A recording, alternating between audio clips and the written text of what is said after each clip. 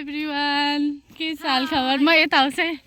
ल हाई आफ्नै खाप्चो नदेखाऊ अकाम देखाऊ ल देखाउँछु के झौडै गर्नु पर्छ कस्तो लाग्यो आज हामी कहाँ छौँ हामी आज शुद्धोदन नगरपालिका कपिल वस्तुमा छौँ अनि हतियावा गाउँमा छौँ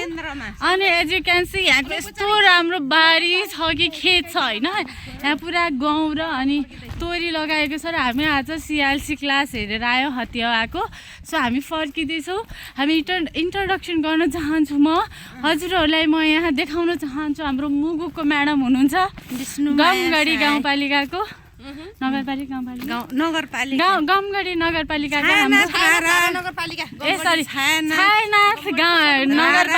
नगरपालिका वडा नम्बर 2 बाल मन्दिरको शिक्षिका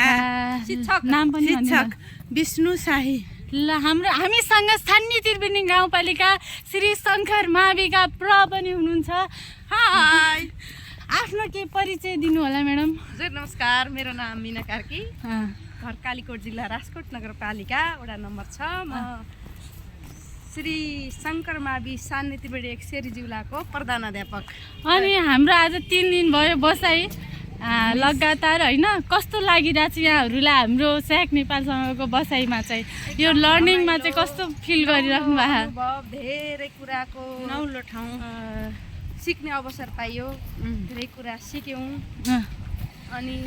यहाँ सिकेर सिकाउने कार्यक्षेत्रमा दिएर केही नयाँपन दिन सकिन्छ कि केही सुधार गर्न सकिन्छ कि भन्ने अलिकति आशा पनि पलाएको छ जोस आयो यो ठाउँमा यो हतिया गाउँमा विद्यालय